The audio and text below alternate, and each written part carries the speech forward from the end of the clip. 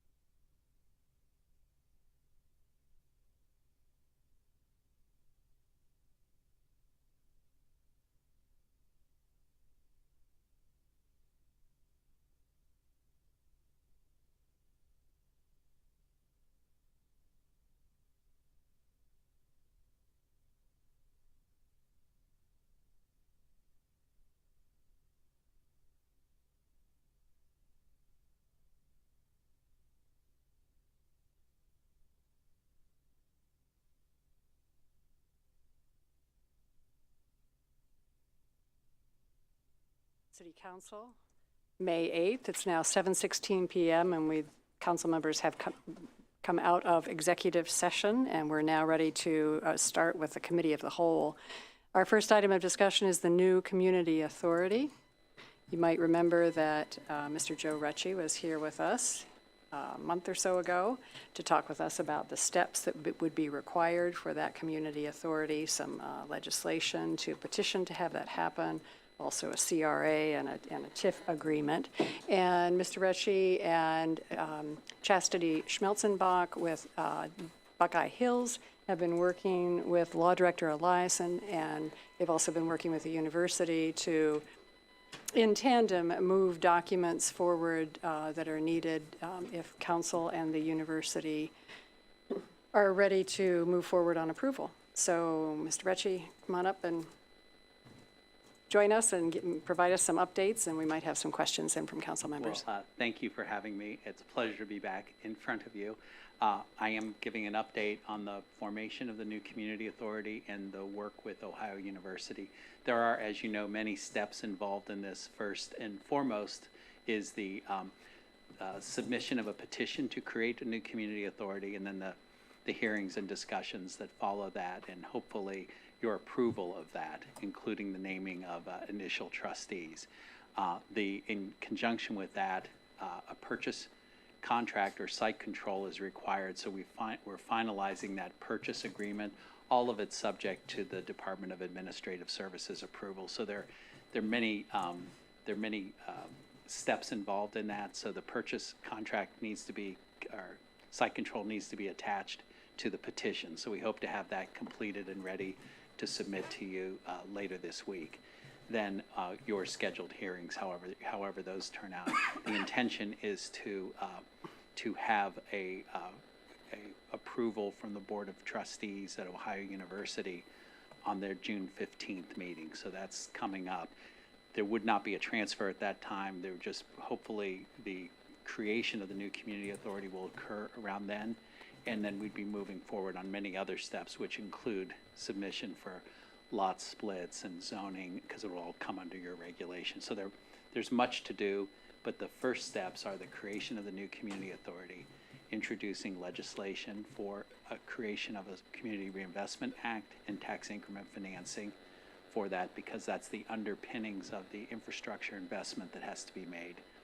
So those are the component pieces. We've also discussed and have, as part of the framework plan, some limited use of some of the property that is owned by the city of Athens now that is subject to the recreational use restrictions, I think, in the deed of transfer from the state of Ohio. So we want to be able to, we don't have to talk about that today, but we want to be able to talk about the potential for using some of that land. I'm speaking specifically of the ball field off of Park Drive. So some kind of acquisition or option that would have consideration for it, but just discussion about how to do that. That land happens to be adjacent to the infrastructure that would need to go in, and therefore pivotal to the reuse of the Ridges historic site. Any questions for me right now? Councilmember Swank. Just have one, and it's one I often ask when it comes to projects like this. 20 plus years ago, my wife and I were one of the first 12 people to buy an option on a lot or choice of lots at University Estates, a golf community. As we all know, the golf course never materialized, and fortunately we were able to get our option back. And we all know there'll be no golf course up on the hill unless we keep that miniature golf course, which I hope we can. Question is timeline. When might, best guess, and I'm not holding you to this by any means, and if you want to go a wide range, but when might we see people actually being able to live up there? So the first area that could be developed is a very limited area of about 7 acres along Dairy Lane. It's adjacent to infrastructure that's going in. It's on a public road. With zoning, it'd be possible to build townhomes, limited number of townhomes for homeownership in 2024. So that's a liftoff of that, because it's one discrete site and it's adjacent to infrastructure. By way of context, buildings 2, 3, and 4, which are the largest unrestored historic buildings. That's the big wing next to the museum. That requires about 2 years of competition for funding. So it's tax exempt bond. This is senior housing with service enrichment. So a lot of components that go into that, including full set of architectural and engineering, figuring out how the building would be reused, its cost, and then competing for funding. So that has a longer horizon just to get to the starting gate. But within that, there are many components that can go forward. We envision it as a 7 to 10 year process, but it's not a monolithic development. It is many smaller component pieces that can go forward. Thank you. Other questions? Yes, Councilmember Spielness. I would just like to say that I have sat in on at least one of your two, I think, of your informational sessions, and I am very pleased with what I've seen so far, and the people that I've spoken to about it and what I've read about it seems like a very sane and logical and a great benefit to the community when it's in process and when it's done. So I am very much in favor of what you're doing. Thank you. Thank you very much. Yes, Councilmember Grace. I would just echo much of what Member Spielness said, but also reflect back several years in discussions with the Affordable Housing Commission and our city planner as far as what locations in town would be ideal sites to have some housing, and specifically some senior housing as far as access to university and other amenities and transportation. And this was one of the locations that we always talked about. And I also am very excited about the possibility of this plan coming to fruition. So thank you. Thank you. Any other comments or questions? So what we're approaching is, hopefully, as the university is moving forward, the city is moving forward on the process, the concept of the community authority. And Mr. Reccia, you'll be working with Law Director Eliason to make sure we have all the documents in possession. I'm not sure if we're ready. We'll have to see if we're ready for May 15.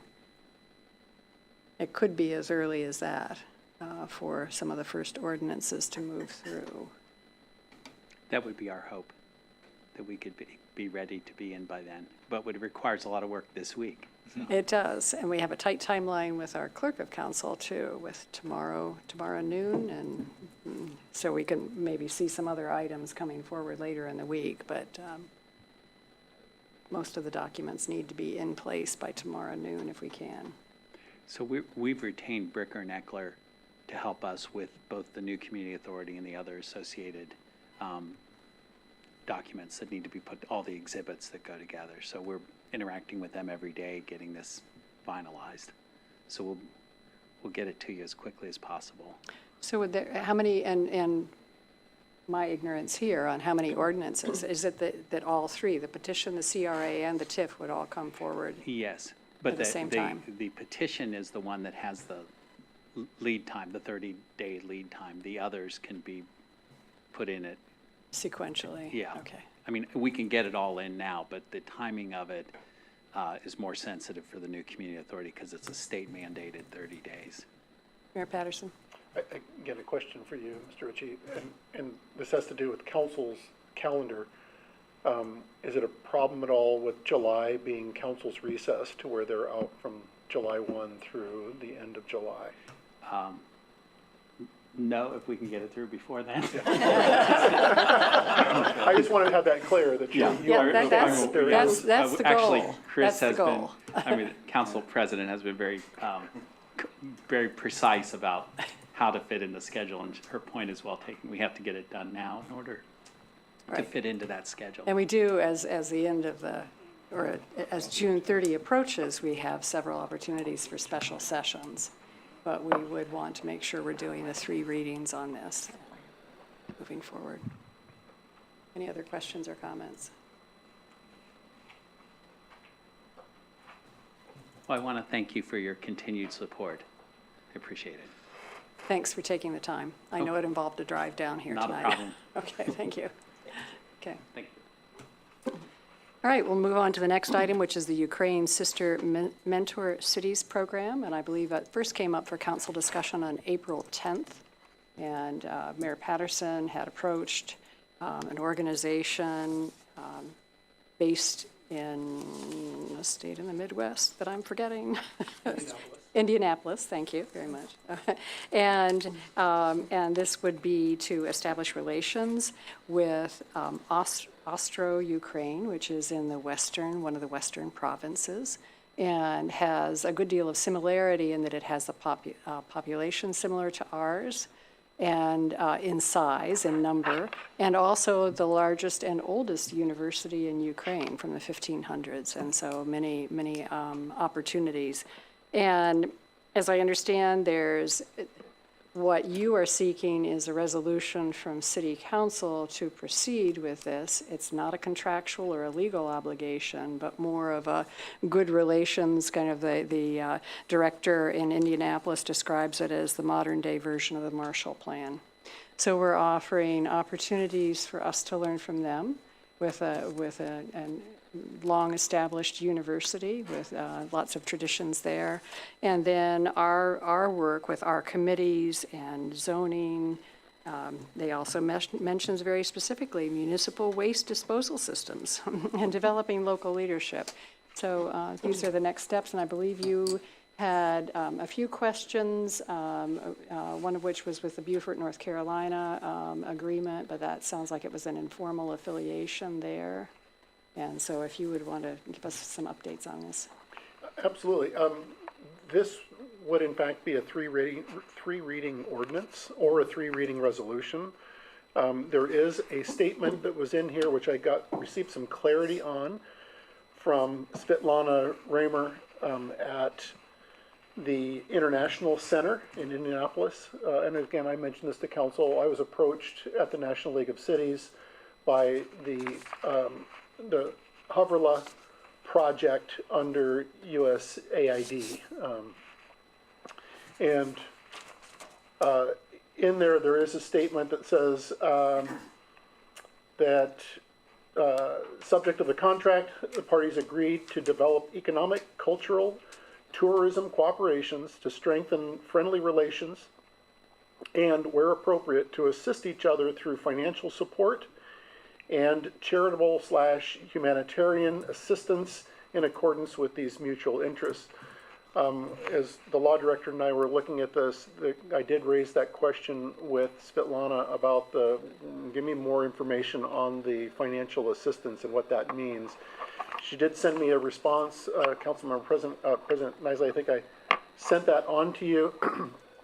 In there, she gave some examples. If, for instance, if the city were to find that we no longer had need for a pumper truck that was aged out in our inventory, yet it still had some serviceable life. We do this with other municipalities throughout, Athens County or southeastern Ohio, is that we can donate it, with council's approval. We can donate, sell, sealed bid, blah, blah. So this kind of an arrangement with having that statement in there would allow us, this is the city council, or me, if we have a piece of equipment that might be helpful to Austro, to be able to donate it. I think it would be pretty expensive to send a pumper truck across, although I had an interesting conversation with Ben Stewart from the Hill Spirits, who they have spent a lot of time over there. It's interesting. He indicated to me that they have channels of shipping that can actually, and have funders who could actually get something across the pond relatively inexpensively.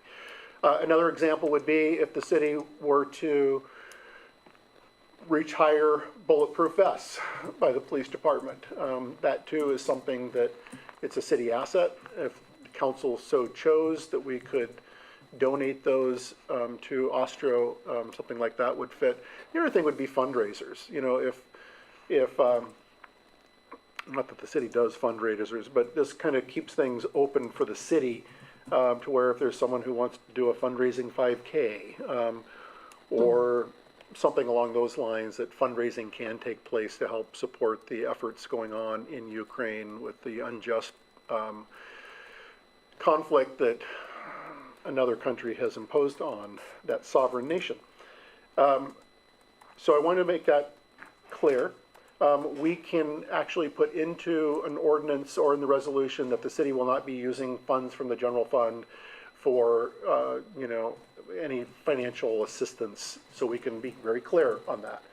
But other potentially disposable assets that may be of use to them, we could. The other question that came up, Councilmember Spielness, you had asked the question about the sister city relationship with where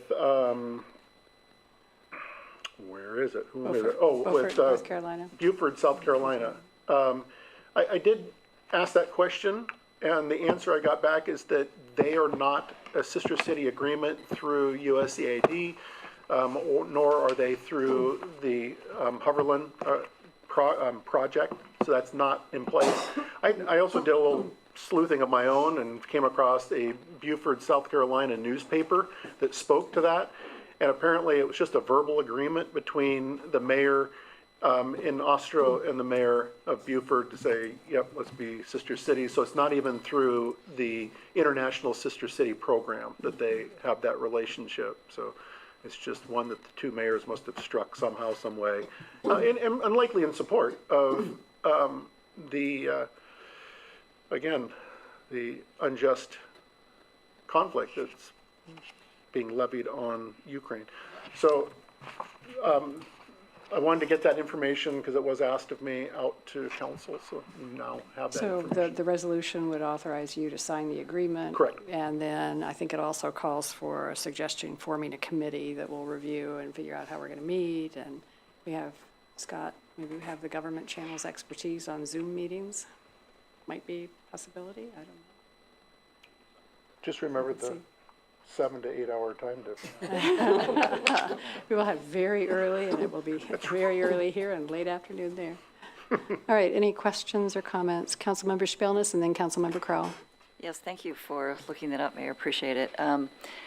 It occurred to me that I've been somewhat involved with the Bobcats for Ukraine and other fundraising efforts there's a couple of different organizations in the community trying to support Ukraine, and it seemed as though it might be kind of logical to perhaps talk to them about this and include them in a committee perhaps, or at least make them aware that this is something that's happening, because, they go over fairly regularly with supplies and whatnot, and if there's some way to coordinate with another city like this, perhaps that would help them in their cause of getting stuff done, and I think give some credibility to our community in the eyes of this city that I can't pronounce yet, but so I think there's multiple good possibilities for that. So thank you. Okay, Councilmember Crowell. Thank you, President Isley. Just a quick comment, and I'm not sure anybody here can answer this question. I don't know how Mr. DeLocke's Ukrainian or Mrs. Thomas's Ukrainian is any good, but the beginning of this document starts with the Ukrainian translation of the piece, but clearly it can't be the whole. So I'm wondering what portion we've got here. It's interesting. I believe I sent everything to council. I think what happened was just the English portion of the contract was what council has. It is written in Ukrainian. It has been looked at, and the language in both of these for the Ukrainian version and ours is the same. The language is the same. Okay. Councilmember Swain. Under the section that says obligations of the parties, number 8, each party shall refrain from any action that may be detrimental to the other party. Anybody give an example of what that might be? I mean, I've got a thought, but I'm just wondering what that might be. Or what, an example of something that we might do that would be detrimental to them, or something that they might do that would be detrimental to us.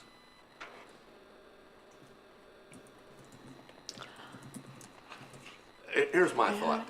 In this unfortunately politicized world that we live in today, that if this council were to pass a resolution that was so philosophically out of line with the culture of this city, would that be considered something detrimental? And if so, does number 8 tie our hands on things that we could take a position on?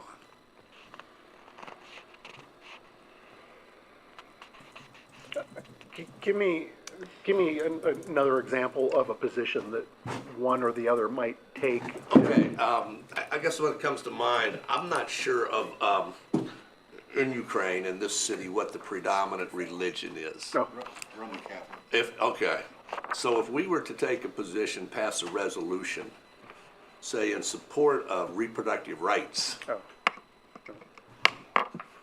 would that be considered in contrary to line item number 8?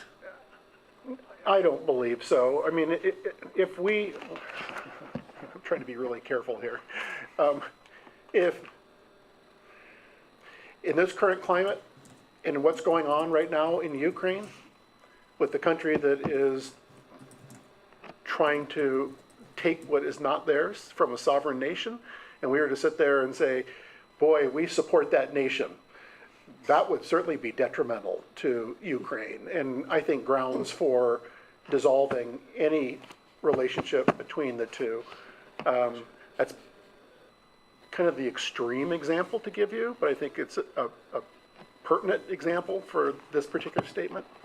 When it comes to our position on bodily autonomy and, women's reproductive health care, that applies to us. That applies to the way we believe in things. It doesn't necessarily say, okay, because we're doing this, you need to be in alignment with us on this topic. Right, I would argue that our laws have jurisdiction here, but it doesn't necessarily apply that for any reason we're promoting a particular position for them to take.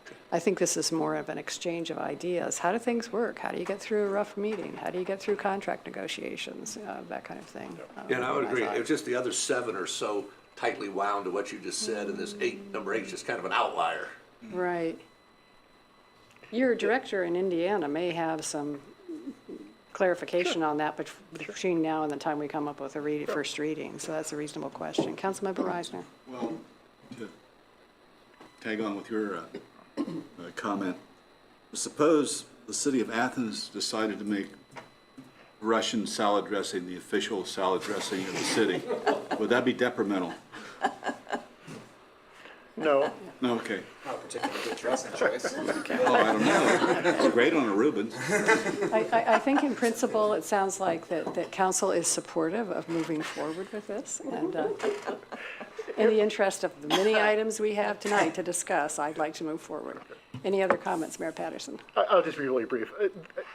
In my understanding, with the government structures in Ukraine right now, and in particular, some of, a city like Ostro, they want to truly understand how our government runs because they are trying to decentralize their governments as opposed to having regional governments, and everyone's just kind of, it's very different. And that's the whole play, or plan, I should say, for this whole program, is for us as a government to educate and also learn from what they're doing as well, but, trying to help democratize their municipalities.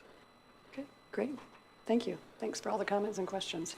We'll now move on to City and Safety Services Committee, and that's chaired by Councilmember McCary and joined by Councilmembers Grace, Swank, and Crowell.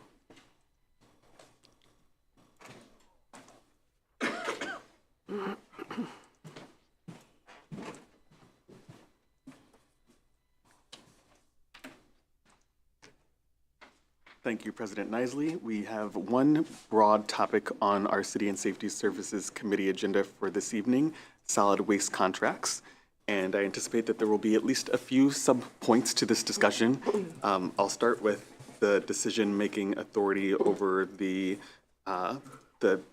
bidding process, and then move us into a conversation about the understanding we have of what we mean by best in the context of lowest and best contracts. And then want to touch base on short-term contracts as well. I'm also aware that there may be other council members who have topics that they wish to bring up related to our solid waste management. And to get us started with the decision-making authority, I'll remind folks that it is only this solid waste contract that City Council will make the decision on presently. Otherwise, it's been our City Safety Services Director that's had the authority to select bids based on the established criteria for what we're looking for. So based on past conversations this council has had about that unusual decision-making being with City Council, I am interested in entertaining comments about the possibility of returning that decision-making authority to the City Safety Services Director. So let's start with comments on that topic. Yes, Councilmember Swank. I would love to hear, for those of us born in the 50s and 60s, a Cliff Notes version of how we got from the administration having the contract to council and why, because I really don't know. I think that would be great to accept comments on from anyone who might wish to share their understanding of that history. Actually, our clerk of council that has the best history, and you passed along the minutes, because what happened is that, and it's a shift that took place between 2014 and 19, and when there were renewals. And Service Safety Director Stone, you need to chime in here if there's a variation, but that was in 14 was when we had the Athens Hocking Recycling Center. It split from the Athens Hocking Solid Waste District, and we requested a one-year extension from July 1, 2014 to June 30, and that spanned that organizational restructuring. And then in May 2015, the Solid Waste District unanimously voted to take back the refuse and recycling operations that were being run by AHRC. And Bruce, if you hear things otherwise, you can also stand to correct me. And then due to the timing of the move in June 2015, the city decided to put the contract out to bid, and the Service Safety Director was authorized to enter into a contract. So I guess if we had to put a date on it, it would be that June 2015 when it shifted over. So, and then there was a one-year extension, and that was entered into from July 1, 2018 to June 30, 2019. And then we had an ordinance, let's see, that's the 15 to 18. And then in 2018 to 19, we had another ordinance, Ordinance 80-18, and that renewed a contract for $1.342 million. And then in 2020, and that was for 19, and then in 2020, the Service Safety Director was authorized to enter into a contract again with the lowest and best bidder, AHRC, through June 30th, 2023. So I'm not sure at what point it actually shifted over, but I would think around that 2015. And I've read, and I appreciate you saying the minutes, I've read these 2 or 3 times, but there's no verbiage, conversation as to why or reasoning for it. And I'm wondering, did we really do it? When I say we as a council, very few of us were there. Did we really do it? Or is it an urban myth that's been perpetuated, much like I was speaking to the mayor today, the sign in front of the OUN for years, everybody believed they could only change the message one time a day. And it got repeated and repeated and repeated, and nowhere in city code does it say that. It talks about garish and flashing. So I'm just wondering, having read through this thing several times, did council ever take formal action on this to say it's ours and not yours? To my knowledge, we haven't been able to find a record of that, as you said, but it looked like our City Safety Services Director was interested in commenting. It may be by omission rather than by prescription. If you do not pass legislation that says, well in advance of, putting a bid out that says authorized to advertise, accept bids, and enter into a contract and appropriating money and authorizing the expenditure, then by default, you retain that authority because you don't grant the authority to do that.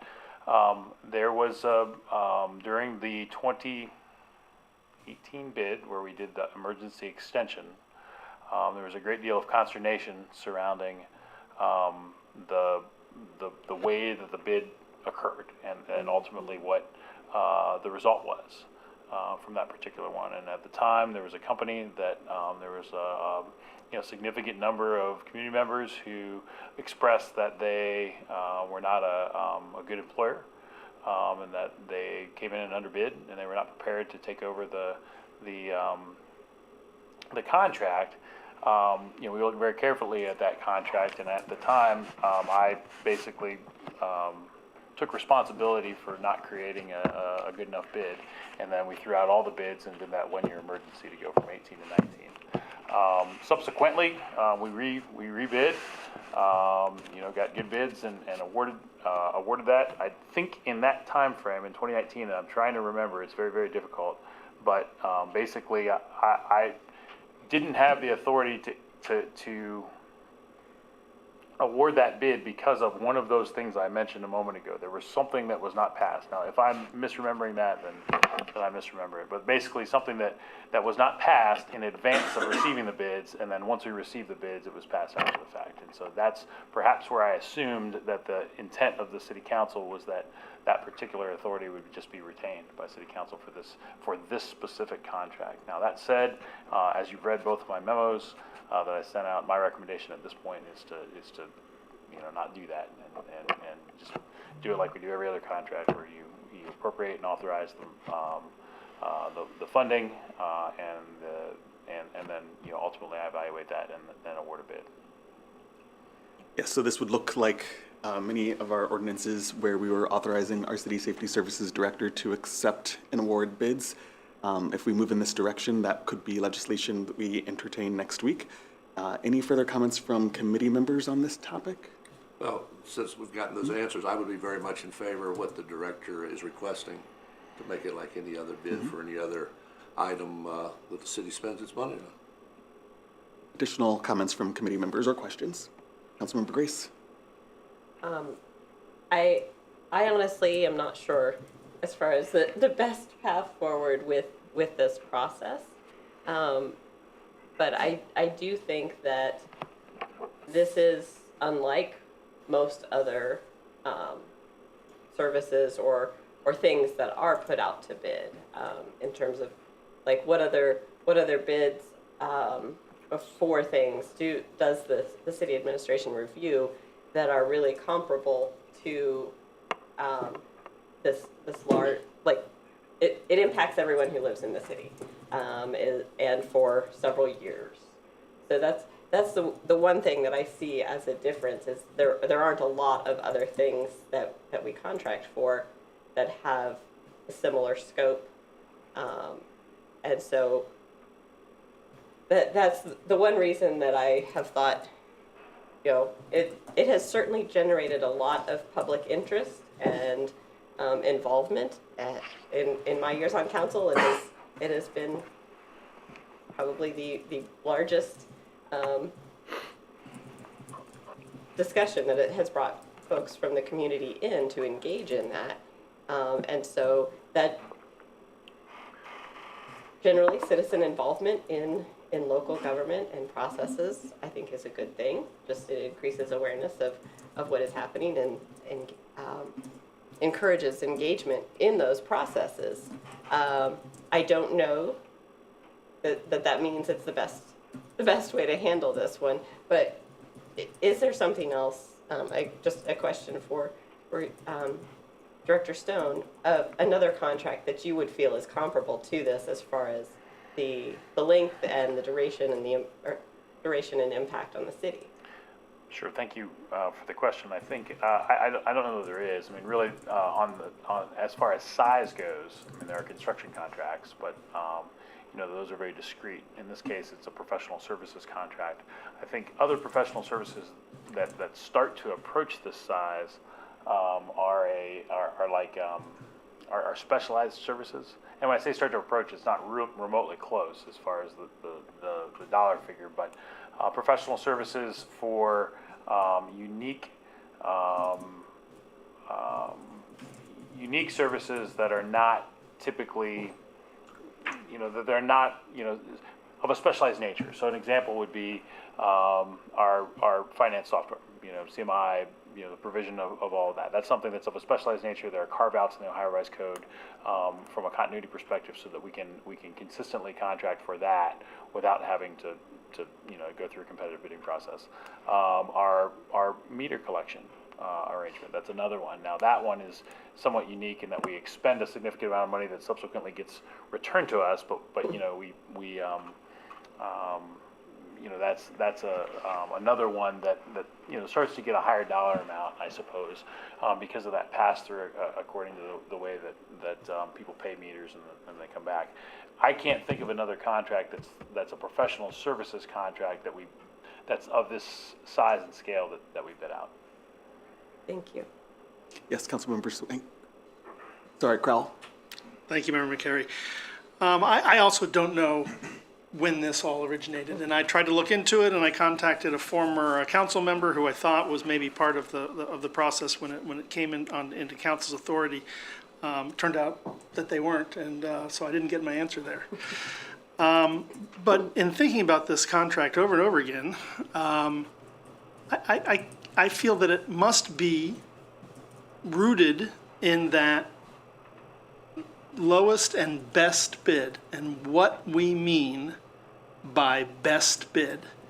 And our solid waste management connected with the sustainability goals of the city make that word highly loaded with what is the best for the city of Athens when it comes to trying to reduce our landfill waste and to manage our waste stream in the most sustainable way possible.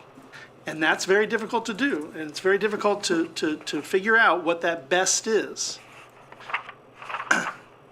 I think that to some degree, this discussion we're having is a little bit of a procedural discussion. The city administration receives the bids. The city administration does take guidance from council on how to maybe define that best, and Mr. Stone has been very good at asking us, please provide him the information for how they can evaluate. But as the city administration is well aware, we tried to do this a number of years ago and incorporate sustainability metrics into the evaluation process of the bids. But those bids weren't reviewed by city council. It's not as if we had authority over the process, that we were going to choose 4 council members to sit down and review the bids and decide what that the matrix was of this is how much the lowest price is worth in the evaluation. This is how much, proper recycling. This is how much education. This is how much working with local groups. This is how we get to what is the best. That was a process that was done by other, the previous service safety director and staff within the city, but not city council. So this idea that we have some control over this choice is not really, I feel like that's what we're sort of discussing. Let's give it back to the city administration. I don't really feel like we have it. I feel like I've been making my point for why I think the sustainability aspects of these bids are the most important aspects. And it's very difficult for me because we're looking at 2 bids that have very different price points. So there's this great weight of how do we weigh what's best for our city, the monetary and the services that we are getting. But I feel like that's where it's defining best. Whether it's the service safety director has the ultimate authority to do that, I don't think council has had it. I've talked through them blue in the face, and I don't think I've been heard by everybody. So I don't know, I could keep talking, but I don't know if that's going to get us anywhere. Thank you. Thank you, Member McCary. Thank you, Member Crowell. And I do want to recognize that you are segueing us into the next planned subtopic about the definition of best. But just to keep us on the decision-making authority, let me ask administration if they have any concerns that they can voice about the authority being formally returned to the City Safety Services Director. Perhaps, I can go ahead, sir. Perhaps I misremembered. But again, by omission rather than prescription, this body didn't pass any legislation to say, hey, go bid for the trash contract. And we are up against the end of the trash contract. So, likewise, you could choose to authorize the Service Safety Director to advertise, accept bids, and enter a contract, but not authorize any money or appropriate any money. Congress does that all the time. And so that would be a way that you could retain control and not truly return it if it ever was gone to the administration by not authorizing the additional funds necessary. That would be a way to do that also, which I don't recommend, but seems that we do it at the federal level. So. Thank you. I didn't hear any specific concerns about returning the authority. Did the mayor have anything to add? No, Okay. no concern. And Councilmember Swank. Very simply, in the interest of moving this along, because if we don't get this on the agenda for a business meeting at the next meeting, now we're into June. I would respectfully suggest to the chair that by 12 tomorrow, that the authority to return this to, or not return, the authority to grant this responsibility to the administration be on our agenda for first reading. That would be my intention, but I would like to hear from other members of council if you have questions or comments. Yes, and very specifically on the authority, part, decision-making authority. Yes, thank you, Member McCary. I have said from the first time I realized how this was running that I am absolutely in favor of having the administration make those decisions. In fact, if I remember correctly, and I'm going to defer to Law Director Eliason, my understanding was we really didn't have the authority as council, based on what I saw in the ORC, to make those decisions. We can make decisions about how much money we spend, but not specifically which services we want to contract with. So it seems really out of kilter for us to think that we should be doing that. So yes, I'm in favor of doing this as soon as possible. Thank you, Councilmember Spiones. And to your point, the law director has provided confirmation that Ohio Revised Code 735.05 authorizes specifically the Director of Public Services to advertise for bids and award the contract to the lowest and best bidder once City Council has authorized the expenditure. So thank you for that. Yes, Councilmember Reisner. I'm probably the only member other than the president of council that was around when all this brouhaha got going. And I've been racking my brain for the past 6 months trying to figure out if we officially granted authority to the administration to do it or not. And I keep coming up blank. I don't think we ever did. At least not in those words. I think it was just more or less, you guys find a contract and we'll appropriate the money and then we'll adjust the rates to pay for it. I mean, that's what we do, isn't it? I mean, we can adjust the rates, what the customers are going to pay in order to pay for the money that the contract says contract is for. And that's it. So everything else, that's up to the administration. Thank you. In the interest of time, I need to move us to our second subtopic, which is the definition of best in the context of lowest and best. It is my recommendation that we provide the administration with aspirational goals that would summarize what council has discussed recently and in the past about what constitutes best. And I will read some for the record, starting with some specific recommendations from Member Swank. And first one I would refer to as pay, and that's about paying a fair wage to their employees. The second point is about their plan. Do they have a sustainability-focused waste management plan? The third is about their financial standing. Do they have a sound financial situation? The fourth is about their comparable experience in providing required services.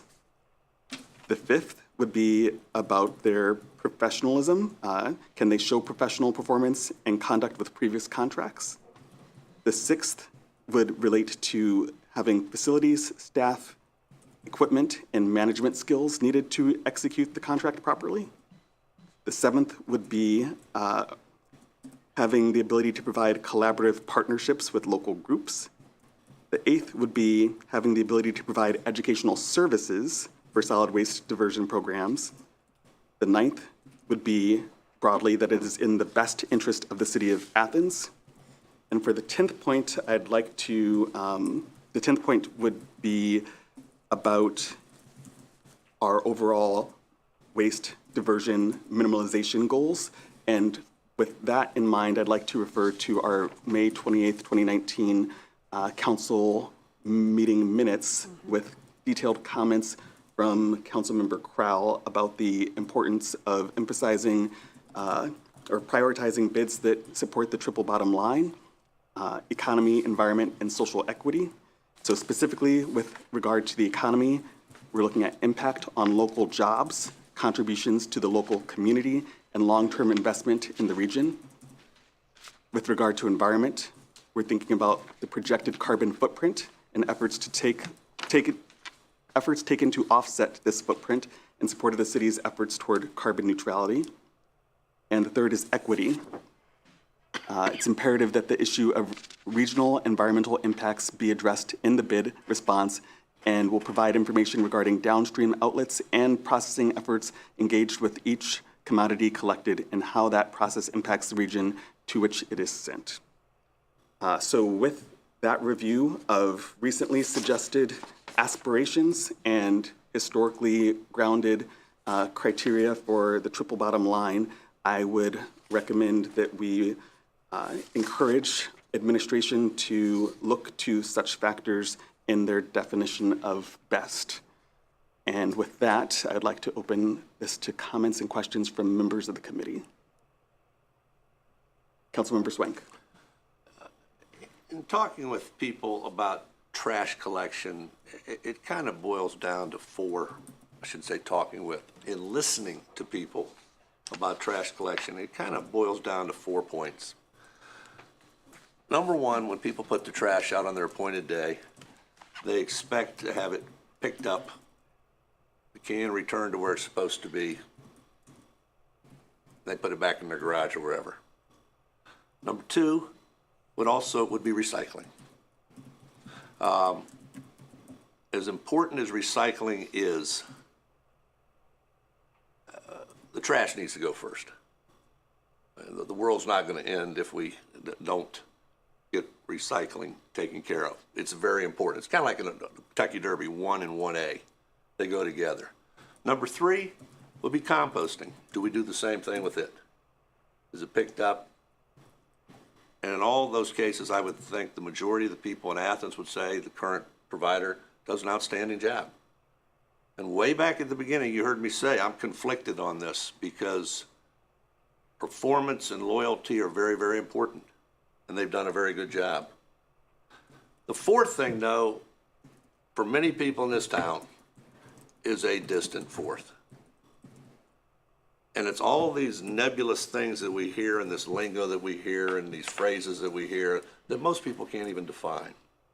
But I boiled it down to this. That fourth thing is, can whoever we pick continue to build on the relationships with organizations in this town that we have used to divert waste, recycle more, produce less, so on and so forth.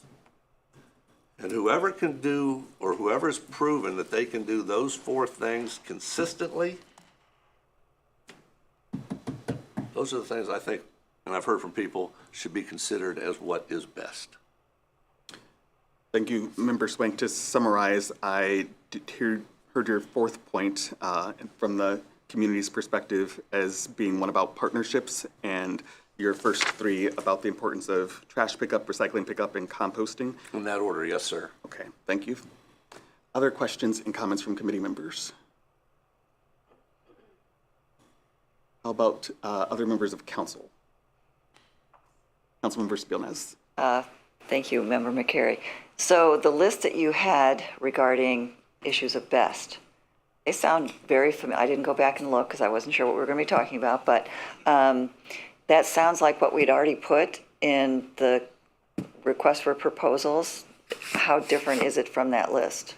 Thank you. There is a lot of overlap. The three things from our original criteria that I didn't specify are the bidder's compliance with federal, state, and local laws, rules, and regulations, the bidder's participating in a drug-free workplace program, and evidence that the bidder is qualified to do business in the state of Ohio.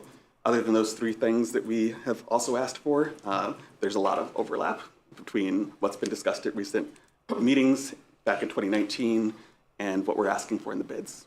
Thank you for that. Other members of council? Administration? Law? Oh, yes, Councilmember Crowell.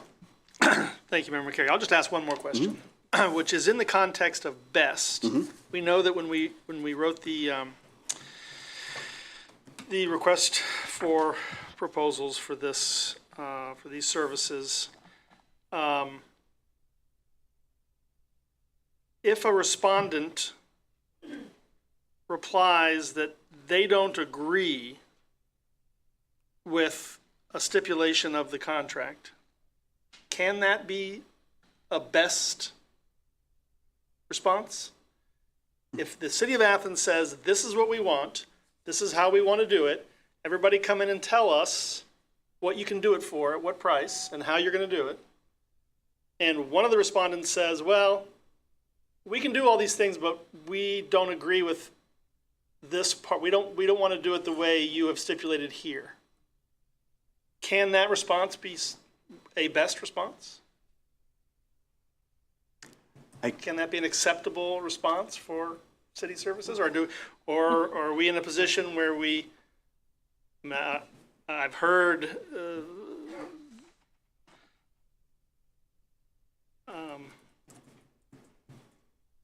I don't think that there's a negotiation that starts at that point. I don't think there's a negotiation that then starts with the people who have submitted bids, where we say, oh, I see you didn't like this. Okay, let's talk about it. And maybe we can come to an agreement that you like. That, to me, doesn't have best to it. That, to me, is a different business relationship than what we are seeking here. So that's one of my questions to council is, what is best? Can that be best if they don't agree to our terms? Thank you. Before I move to council members Swank, Grace, and Spielnez, allow me to just share my response, which is that it's my understanding that that would detract from the strength of their bid if they indicated that they were not interested in or supportive of one of the things that we're asking for. But these things the criteria need to be objectively measurable or evaluated, and people who make the bid selection need to be prepared to justify how they weighed the bidders in light of those stated criteria. So we'll have to be able to articulate a rationale for why we thought this bid performed stronger in this area than the other. But to hear other questions and comments, Councilmember Swank, and then Grace, and then Spielnez. What you described, Member Corral, is exactly what happened in the last round. And I honestly believe that not everybody knew what the rules or criteria were that we were going to use to judge those bids. In my mind, that was perfectly okay because I'm used to negotiating contracts. In your mind, you didn't necessarily agree with that.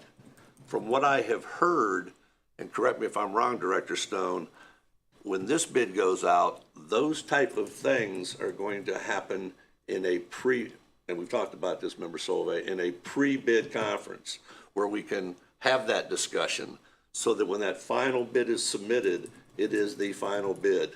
There is no negotiation past that point. All the negotiation takes place prior to the submission. And that's why you have, if I'm correct, pre-bid meetings. Thank you, Member Swank. So in order to avoid the problem associated with an exception, which is the exception was submitted and it was in line with what we had asked. And not that the exception was what we had asked, but, it said, hey, we would like you to consider this exception. We don't agree to this provision. I think in this next iteration, we'll just say, if you have any exceptions to it, it needs to come up in a pre-bid meeting and we'll answer it through an addendum versus allowing someone to actually bid with an exception just to avoid that problem.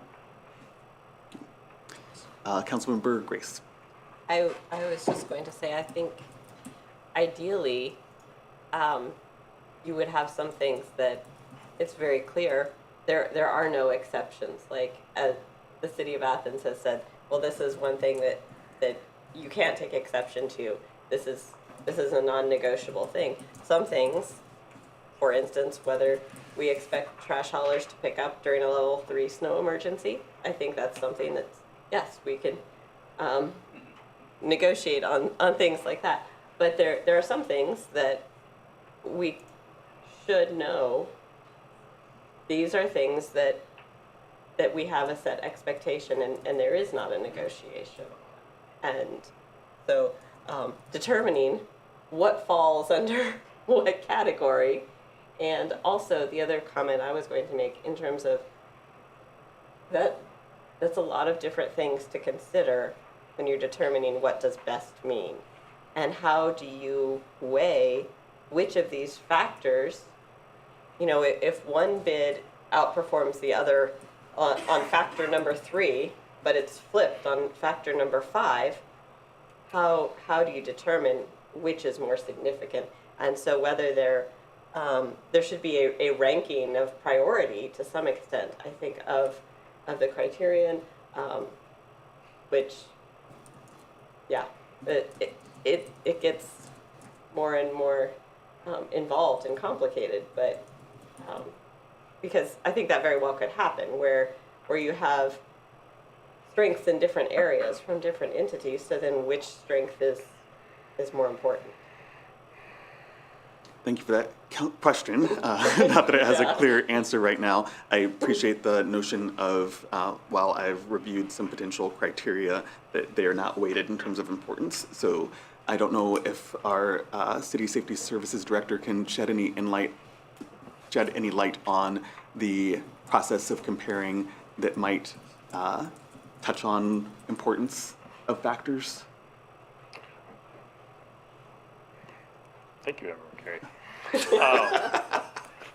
I've listened to all of the various aspirational goals of what best means from this body, and what I'll try to do is attempt to put that in a set of specifications that is as clear as possible. I don't know that it can be quantitative. Otherwise, it would be this extremely complicated formula that probably isn't really worth the paper that's written on. So it's going to have to by just some virtue of the multitude of aspirational goals and certain aspects of all of them is going to have to be qualitative. At the end of the day, I got to be able to stand up in a legal proceeding and defend our decision. Should we be challenged on it? And so, if based upon what best is, it lands on a bidder that is not the lowest, then I just have to feel as though that the case is strong enough based on these aspirational goals that I can defend it. And then if I lose, then we'll pay some extra money.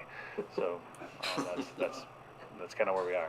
Thank you for that, especially the commentary on the difference between quantitative and qualitative assessment. With that, in consultation with our law director, it is my understanding that we are able to ask for specific examples of how the provider would meet that criteria. So if we can hopefully put you in a position where you can point to this example being stronger than another example, that might be one direction we can take.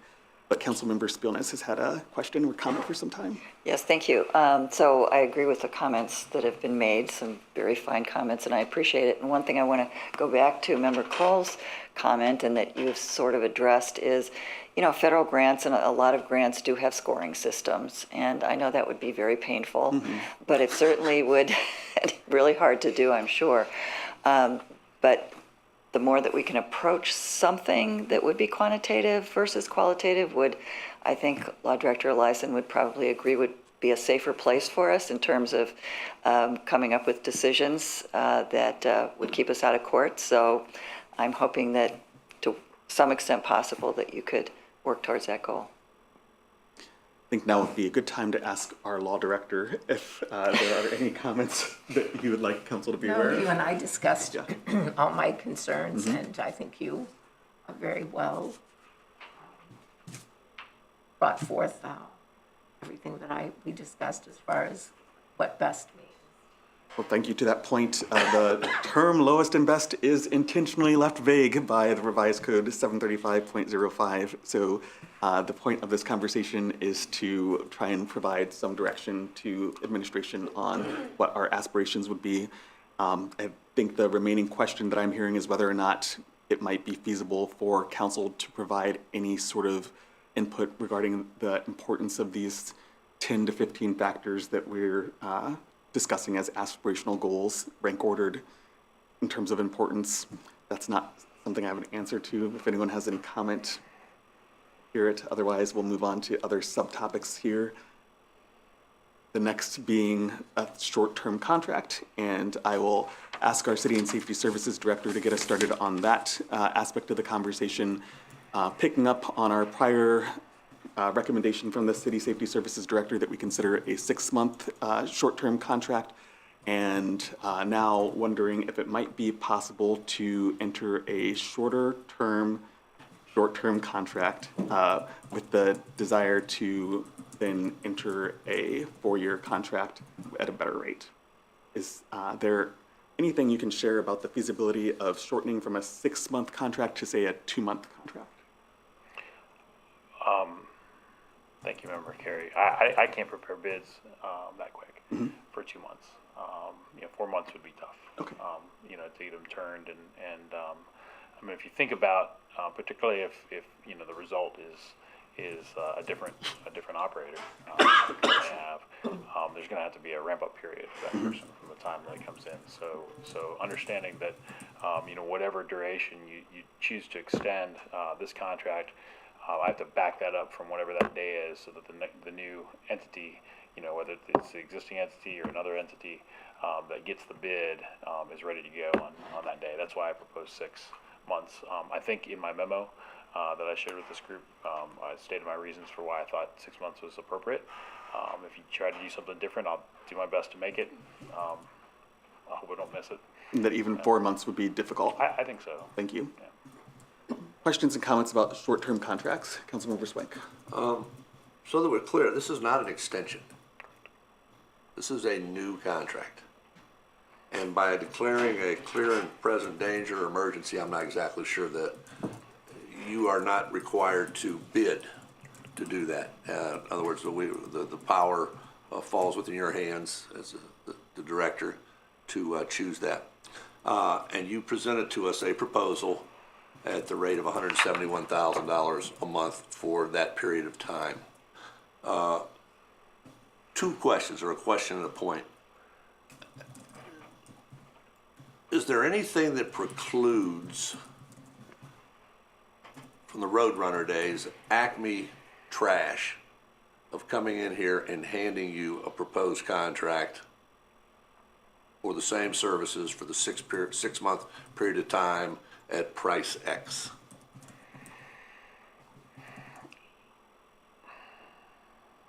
Aye.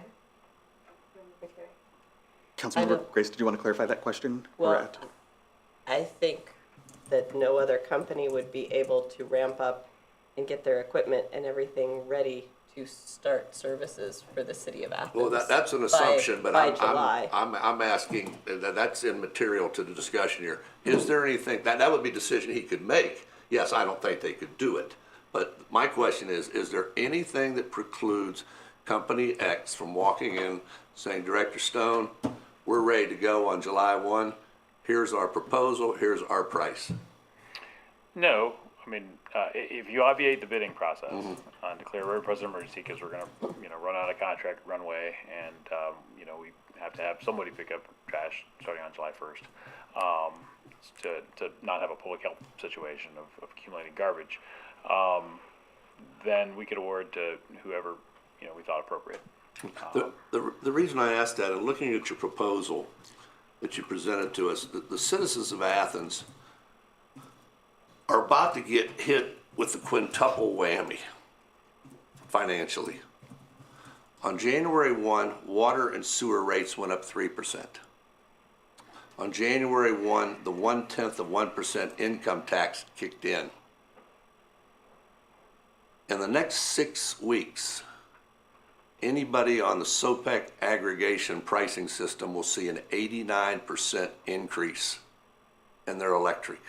Not the total bill, but the part from the generation company. This proposal would show a 37% increase in their trash rate, and the Athens City School Board is about to put another bond issue on the ballot to pay for the new high school.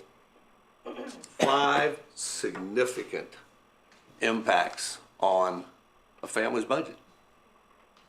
And I'm really concerned about the size of the $171,000 a month, 37% trash rate increase on top of these other 4. Thank you for that comment, Councilmember Swink, preceded by the question, and Councilmember Crowell. Just to clarify, I believe that the 37% increase includes the composting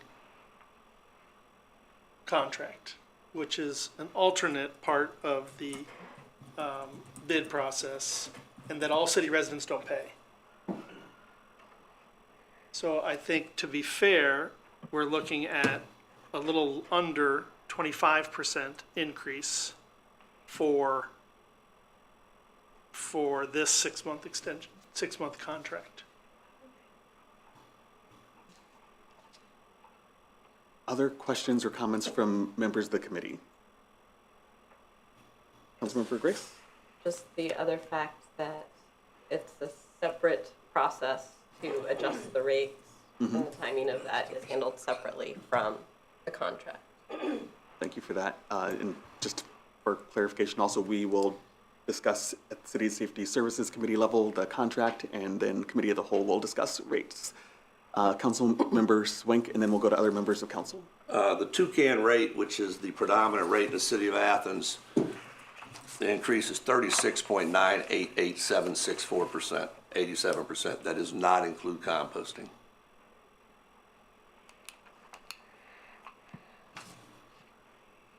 Other members of council on the topic of the short-term contract? Anything left from administration on the topic of short-term contracts? Just to further clarify, if the first memo that I presented to you that proposes the 37% increase brought all of the additional costs to be borne by the residential customers in the franchise, and then the franchise district customers in the city. There are other options, and in the second memo, I provided you with an alternative option of rate increases that spreads that cost among other utility payers, to include passing or changing the current recycling support fee that is borne by commercial and industrial ratepayers across, and then residential customers that are greater than 10 units that currently don't use the service, but they pay a recycling support fee just because they're part of the city of Athens, and this body has believed that it's important. So you could pass some of that cost to that effort. You could pass some of those costs to special hauls and extra bags. You pass some of those costs to the composting rate. So I think and then the other thing you could do is subsidize the increase for a period of time for those 6 months through a different fund. So, I mean, there are options other than that initial memo. That initial memo was a very quick, look at the proposed 6-month emergency contract and what it would do to rates if we just passed all those costs on to the residential customers and the franchise district customers. Thank you. I think I might want to ask a question of the auditor with regard to our options for passing, or I guess using general funds to potentially close the gap in the expenses that our citizens would face from increased rates? The short answer is yes. We are allowed to use general funds. They're considered general obligation dollars that we get from tax payments that is not designated for anything. And we are allowed to do that. We have to be careful. We also have an obligation to charge for those proprietary funds for the services that we provide. But we can legally do that, especially for a temporary time frame. I will say shortly after I became auditor, the city of Jackson got in trouble for subsidizing their utilities to the tune of about 40% of the cost to help their citizens, but that would be too much. There's no actual line there that says you can do 80% but not 75 or anything like that. I just think we need to be aware of it. My understanding is this would be temporary until you raise rates or get a contract and all that. But yes, we are allowed to use the general fund dollars for something like that. Thank you, Auditor, Mayor, and then we'll go back to council members. I want to be clear in that I would not use general fund dollars. Instead, I would use something like the revenue that we still have in our American Rescue Plan line item. You know, to where we're using the federal dollars that can be used in a number of different ways to assist in that subsidy.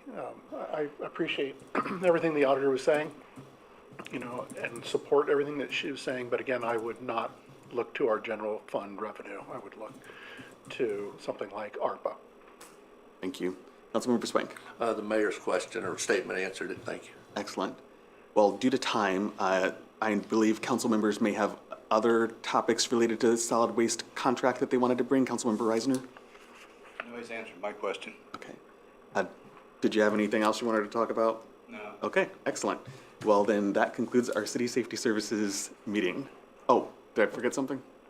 Oh, the audience. Yes, the audience. Does anyone have comments on the solid waste contract? Please feel free to approach the podium, introduce yourself, and take 3 minutes to share your comments or concerns. Good evening. I'm Bruce Underwood, Director, Athens Stock and Recycling. Thanks for considering this as a big topic, and I understand it is complicated, you know, history how we got here, as President Nisley laid out there. You know, we don't want to raise rates, and you know, when the administration approached HRC to say what's it going to cost for a 6-month extension, you know, we tried to look at it as fair as we possibly could, with all the inflation we saw this year, with fuel costs still you know, pretty high. All those factors in, you know, I looked at our federal index to say, you know, what's the fairest way to do that? So that's what we use, the producer price index. There's a specific index for the solid waste collection industry. So it verified a lot of my numbers that I did internal computations. But I think that's the fairest way to approach it. It's the federal index that we can look to and say, this is a good data set. We can use this to understand how cost escalates over time because of all the factors that go into providing a service like tires and fuels and trucks and things like that. In addition, you know, we pride ourselves on trying to do a good job for the city. You know, there's a lot of work out there with move out, just wrapping that up. But in terms of, you know, a long-term contract, it's hard to plan for some of these things. So it's really important with what the city requests and what they put in the bid. HRC feels like we put a good number in there for our bid, and I understand it was surprising. It was a lot higher than what some people expected. But I think there were some additional things in there that the city requested that cost additional monies that weren't in previous contracts. And just the history with Athens Stock and Recycling, I think basically how we operate is almost a department of the city, because that's kind of where we started out. The city did its own trash collection at one point, and it kind of moved to the county and the solid waste district. But we're really still kind of operating under that heading with actually some of the same people that worked for the city still work for the nonprofit. So we really kind of, you know, the system was created by Athens for Athens, and that's why, and it's still perpetuated that. Also serving the university. So there's a lot wrapped up into that, but we're trying to do our best to keep doing that good work at a minimal cost, but also trying to be sustainable both environmentally and financially. So if there's any other questions I could answer, any kind of concerns or questions about the bids or in details, I'd be happy to. environmental and financial sustainability are important to us, so thank you for emphasizing that. Councilmember Swank. Mr. Underwood, you mentioned that the city put additional things in the bid. In maybe perhaps as Mr. Stone puts this together in consultation with him, is there any chance that some of those things that we've added additional, which I would assume added additional cost, we might be able to take out of that bid? For the short-term contract. For the short-term contract. And I don't know what those things are, but you did mention that. When I hear additional, I hear additional cost too. For the bid number I submitted for the original bid, those costs were included in there, but for what I proposed for that short-term 6-month extension, I did not include those extra services, therefore the costs. Okay, thank you for that clarification. And thank you for speaking. Did we have anyone else in the audience? And then last comment from Councilmember Spilnes. Just a quick question. So, obviously inflation is going to be an issue, small, large, or whatever. So how do you determine your inflation rates over time? Because this is, a 4-year contract or whatever. How do you determine how much to up the price based on what inflation projections might be? Typically, we try to use as much history as we possibly can. The more data points, the better. So looking at that producer price index, we can see that average over time of what the inflation is for that specific industry, and try to project for that average rate. So whether that's 2.2% per year or 4.9% per year, whatever the average is, that's how we would look at that to extrapolate those costs over a multi-year period.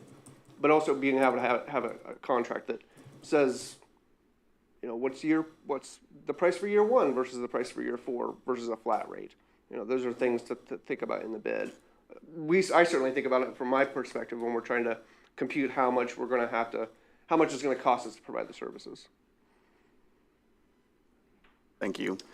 In the interest of time, I'll just bring us to closure with a quick summary that next week we'll need to move forward with legislation clarifying whether or not we will be, all right, one more, Councilmember Ziff, then that will be the last one, please. I know we're trying to move on, but I've just been thinking about this for a couple of minutes, and I just wanted to say my little piece. I feel like I do represent a group of people that realistically nobody else sitting on this dais represents, which is people in the service industry. I am willing to bet far and away that I am one of the lowest income bracket people in this room.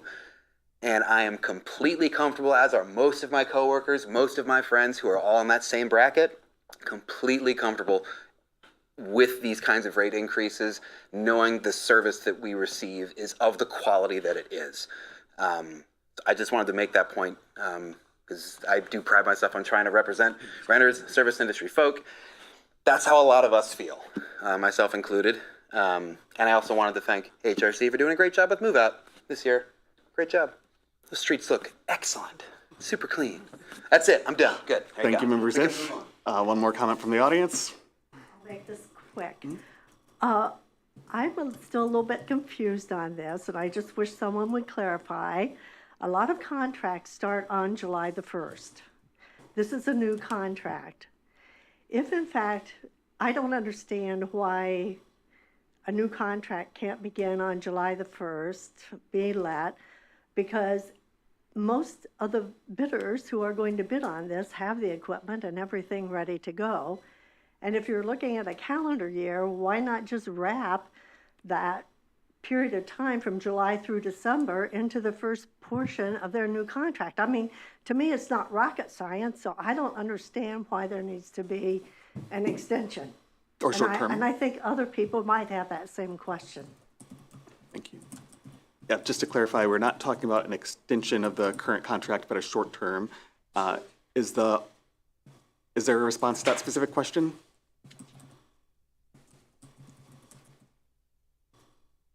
That's the point I brought up last time we talked about this. And in my mind, any contractor, and ARCRC is one of them, there's no doubt in my mind, one of them, given 2 months' notice, could be at the gates of the city on July 1, ready to go. No doubt in my mind. They've proven they can do it. If they can handle OU Move Out, they can handle about anything. And I have no reason to believe that any other competent company could do the same thing. And that's why I asked the question earlier, is there anything that precludes company X, Y, Z, there may be 3 of them out there, Waste Management, we haven't talked about them, showing up here and handing Mr. Stone a thing and said, we can do it for this. President Nisley. So the logistics of this would be, if we're doing one ordinance to return the authorization to the Service Safety Director, does that one have to be read the 3 times and completed before he could authorize the bid? I'm just thinking of the logistics of getting this out between now and July 1, Would we need to suspend the rules to accelerate that then? possibly. And if that's the And case. have an emergency and clause have an in it. emergency clause on it, then in theory, you could read it next week on May 15th, suspend and approve with the emergency clause that's effective immediately, and then you have until July or June, well, you'd have to have the bids in before Our last meeting in June. the last meeting of June. I think it would be appropriate to allow our City Safety Services Director to respond to the possible timeline that we've just articulated. Thank you, Member Carey. I've given you my recommendation in a memorandum, and I'm going to wait until this body passes legislation to tell me what to do. I'm not going to take direction from individual people asking questions. I've given you my recommendation in a memorandum. If you pass something differently, I'll do my best to meet whatever you do different. Thank you. All right. We have spent a lot of time on this very important topic, and I appreciate all the questions, comments from the audience, from everyone. I will conclude our City Safety Services committee meeting with that. Thank you. Thank you. All right, we'll move on to Planning and Development Committee. That's chaired by Councilmember Grace and joined by Council Members Crowell, McCary, and Spielness.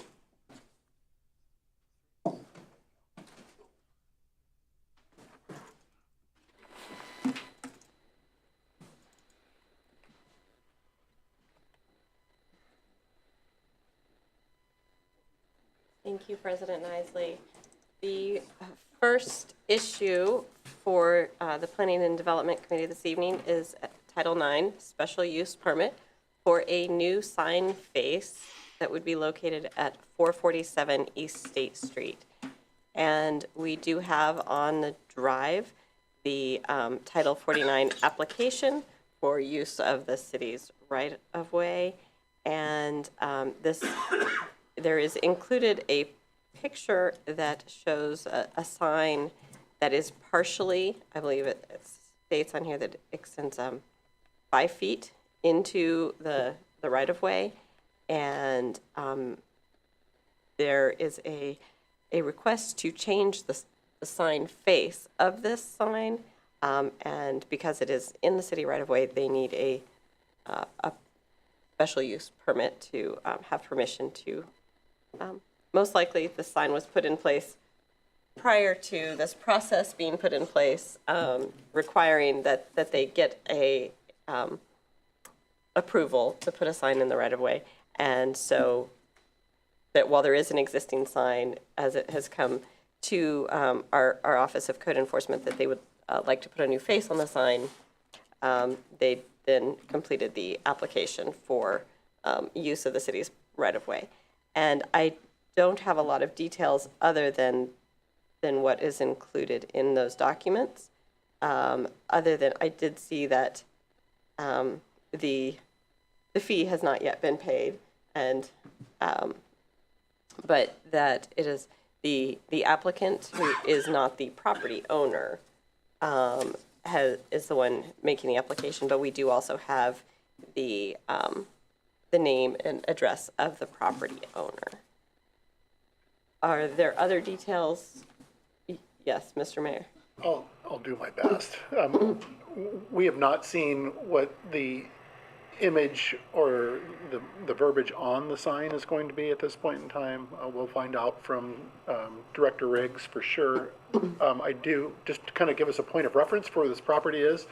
This is, used to be Aaron Thomas's home and audio and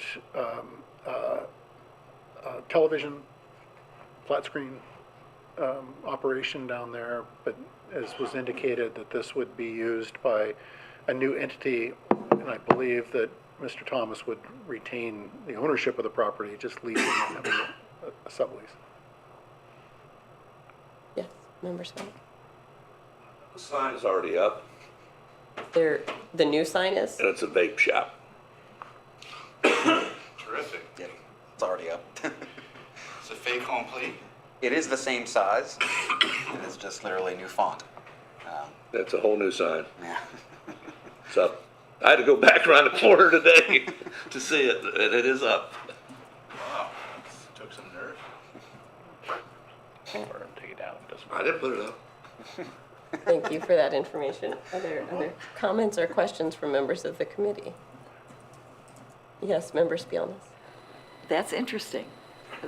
They had the nerve to do that. So what are consequences if people completely blow off the city's requirements? It can be, they can be ordered to take that down.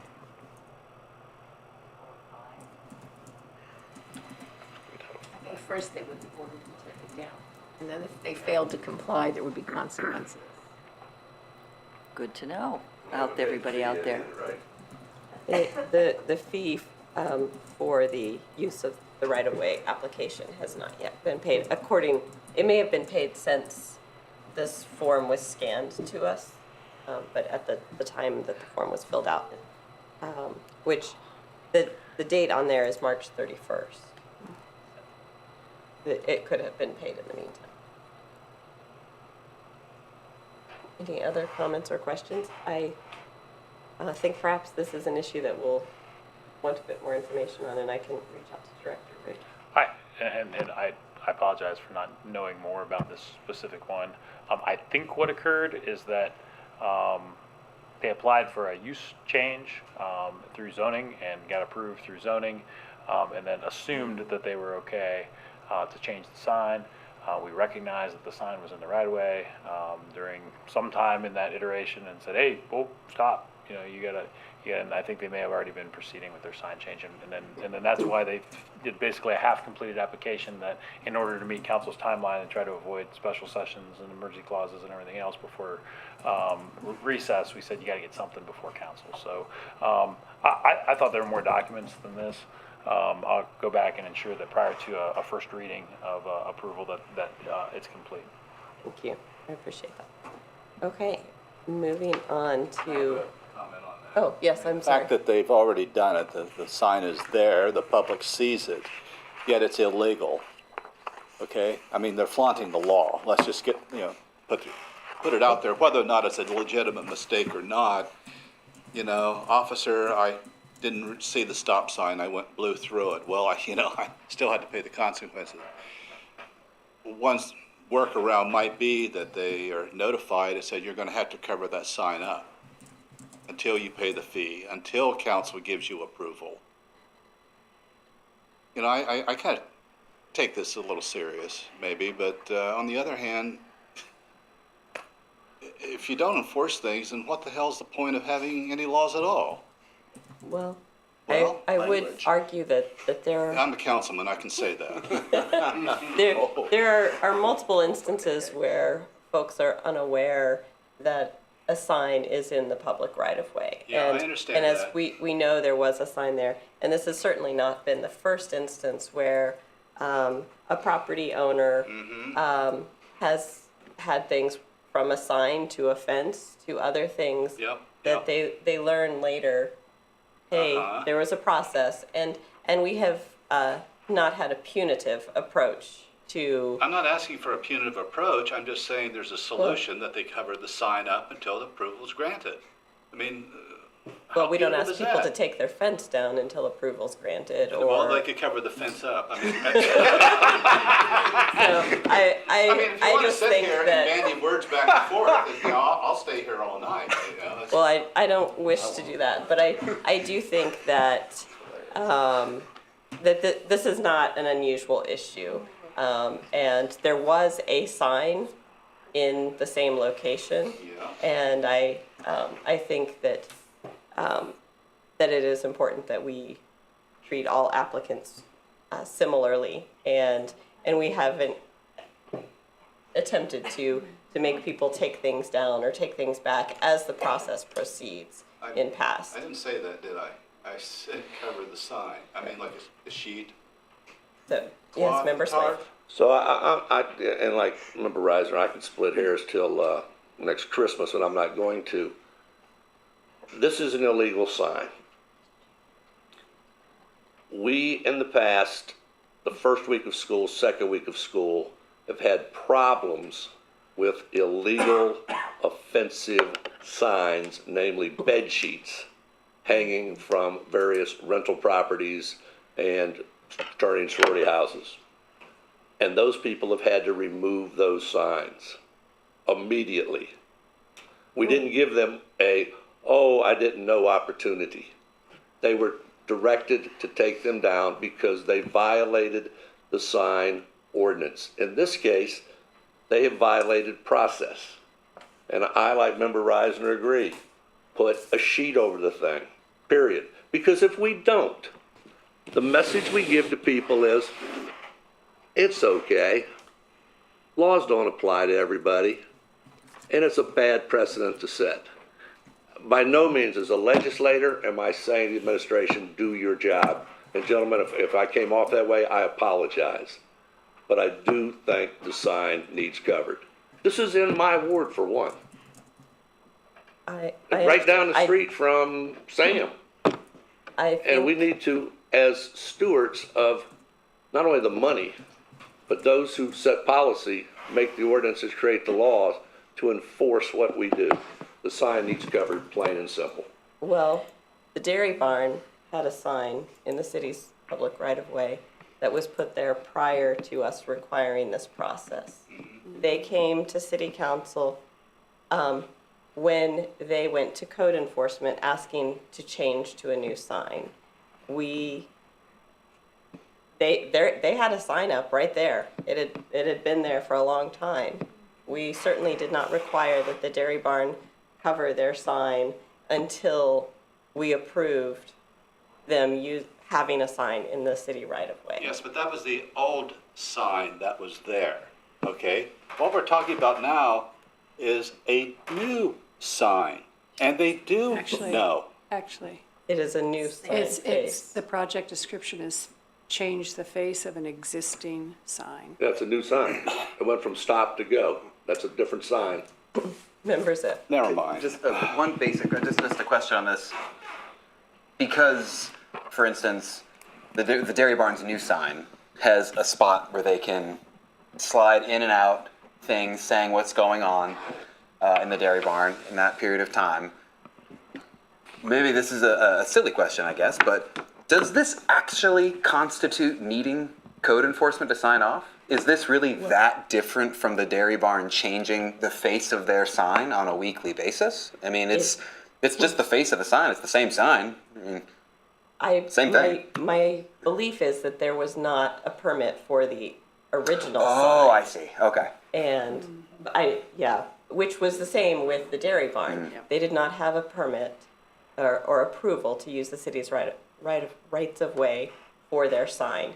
And that lack was discovered when they went to update the new sign and put in their new sign. Gotcha. So it's happening at the time that the face of the sign is being changed. It's a nice sign too. And I would say also that nowhere in city code is there something that spells out that we could require someone to cover a sign. I don't think we can just pick and choose fixes to wrong actions.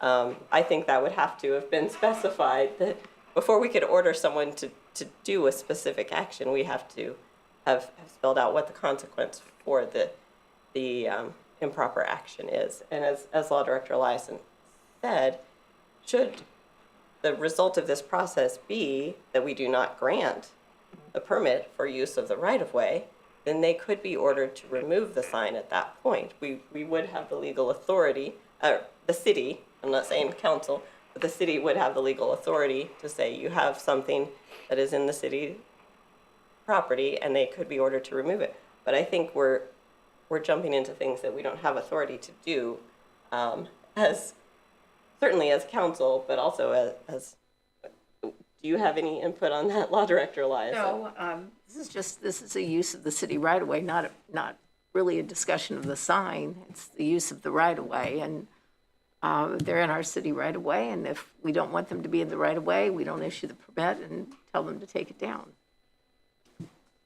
Yes. So, okay. Are there other comments or questions? Questions or comments from members of the audience, administration? Moving on to the next topic, which I'm going to turn over to our City Service Safety Director, Mr. Stone. We're discussing a transfer of property at the library. And I do have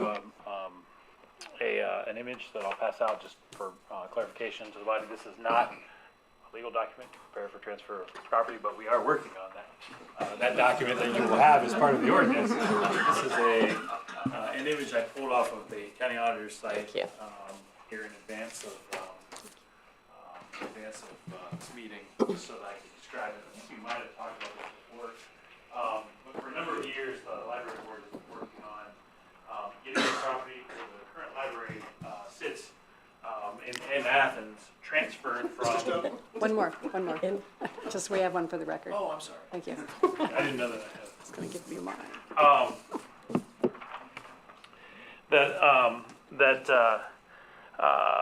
The current library sits on land owned by Ohio University, and Ohio University has a lease to the library to be there, and I think it's maybe a $0 lease or a $1 lease or something along those lines.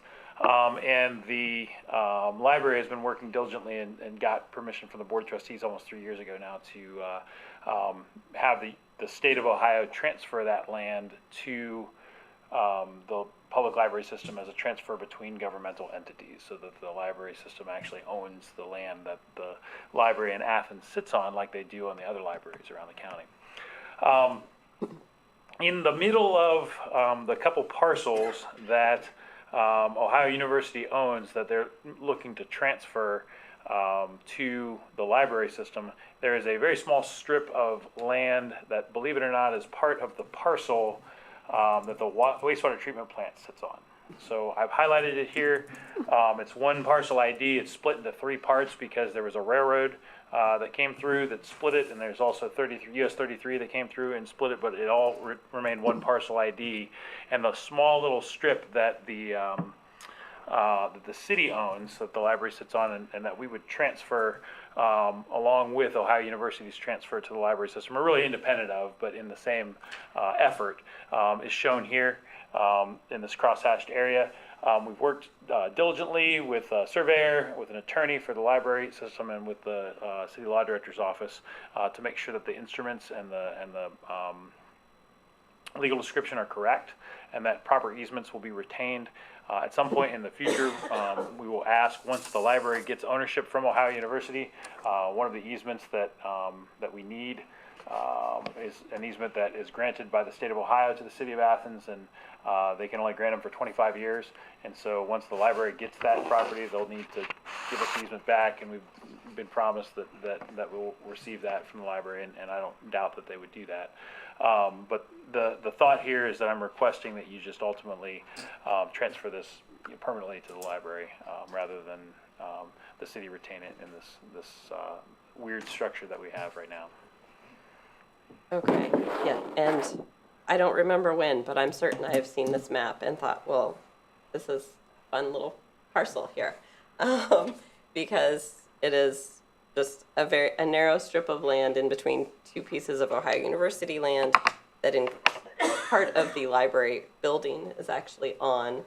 And so it certainly makes sense that this be transferred to the public library along with the university's transfer. And are there any comments or questions? Member Spielness? Yeah, just a quick question. So is this the entirety of the land in question? I mean, obviously, at one time, it was a railroad or whatever, as you said, and so it extended further. Is that land then on either side of this picture? Has that land been sold, transferred, whatever, at some point? Sure. Thank you, Member Spildus. The crosshatch section that you have was not part of the railroad. It actually is north of where the railroad was. So the parcel immediately to the south in this image is where the railroad was. This little crosshatch portion was actually a part of the original parcel for the wastewater treatment plant that was in pieces, and that piece had been divided by it's got the same tax ID because it had always been the same owner, but had been divided by the railroad and by US 33. And so it's a little sliver that basically is there north of the railroad tracks. But one of the things that will occur in conjunction with the transfer is that a lot split, so it'll get assigned a new parcel ID. But this is the entirety of the land? From that the city owns. Yes. Now the university owns that entire piece to the north right now, where you see the words Ohio University there beside the tax ID number, as well as the entirety of the railroad tracks to the south, where the former railroad tracks to the south. They're not transferring the entirety of the railroad tracks to the south. They are retaining, perhaps half of that. But basically everything where the library currently sits and what they use will be transferred. I was to the thinking library. more east and west rather than north and south. Oh, yeah, that goes, the former railroad tracks do proceed east and west, and Ohio University owns those. Okay. Well, and moving on east, the city retains it because it's where the wastewater treatment plant. South of the railroad tracks. Right. Former railroad tracks. But the parcel that the city would transfer, the other pieces of that Right. parcel will remain in city Correct. ownership. Yes. It's And like, just- for instance, if you look south, at the very bottom of this picture, you'll see City of Athens. And that's land that the City of Athens owns. And that's that same parcel. Going to the other side of 33, same parcel where the wastewater treatment plant sits. I wish I had a better image. This was one that I did quickly in order to display this. But the image that will accompany the ordinance is the actual surveyor's legal description and plat of survey that will go along with the instrument to transfer. Are there other comments or questions from members of the committee? Other members of council? Members of the audience? Administration? Then, moving on to our final agenda item for the committee. This is a discussion about property owned by the city. Again, we're talking all about city property tonight. This property happens to be another familiar piece to many of us, 83 Columbus Road. And this is a piece of property that the city has owned for some time, and through various opportunities, remediation has been done. The tanks were removed from underground, and recently the building was removed from this property, making it now perhaps a viable property that could be of use to someone. And the city's CIC, Community Improvement Corporation, like we come up with the right acronym here, would be interested in accepting this property because then the CIC could look to potential opportunities for either economic or community development on this land. And as we've discussed in the process of talking about the formation of a CIC, the CIC has more options in terms of what might be done with the property than if it remains in city ownership. So this is just an opportunity to discuss the transfer of that piece of property to the CIC for exploration of potential economic or community development opportunities there. And I think that it could be, there could be a lot of options given some other development that's happening on Columbus Road. So are there other details for administration that need to be included in that introduction? Rather well. The CIC did meet this morning at 11 o'clock for our second time as an official meeting, and this did come up as a conversation under new business where we were talking about 83 Columbus Road, and the CIC is interested in having the property transferred, if council so chooses, to put it into the CIC. As has been discussed with council in the past, the CIC has different processes that they can go through in terms of economic development for a parcel such as this, to where, unlike the city, to where we would have to put it out to bid, sealed bid, and therefore not know who is going to purchase it and for what purpose, whereas the CIC doesn't have to follow those same guidelines, to where working with the Athens County Economic Development Council, Molly Fitzgerald, in order to identify a best end user for that piece of real estate moving forward. So again, the CIC did vote to say that they would be interested in the transfer if council deemed the right thing to do, to transfer that into the CIC. Member Rice? Yes, are there any deed restrictions on this property? Funny, you should ask that. There is a covenant on that parcel of land, and that being that alcohol cannot be manufactured on that particular site. Well, that's a definite. Was it manufactured or consumed? Or consumed. Yes. So as Molly Fitzgerald pointed out, that does not eliminate the possibility of a carryout entity. But I think that the true benefit of transferring this to the CIC is having that opportunity to really look at what would be a good fit for that corridor. And there's also input from Leslie Schaller as far as, AceNet is close by, the bike path is close by. There's soon to be a freestanding emergency department there, and perhaps some other opportunities for business development. So I think being able to have some community experts weigh in on what would be a good fit is beneficial. And Law Director, this is a question for you. Is there some exploration of removing that covenant? Oh, I'm exploring it, but it doesn't look promising. Okay. So, which there might be other businesses who are just fine with the covenant remaining in place. So are there other comments or questions from members of the committee, other members of council, or members of the audience? Okay. Seeing none, that concludes planning and development for this evening. Thank you, Councilmember Grace. We'll move on to transportation. This is chaired by Councilmember Reisner, joined by Councilmembers Grace, Ziff, and Swank. Opportunities tonight.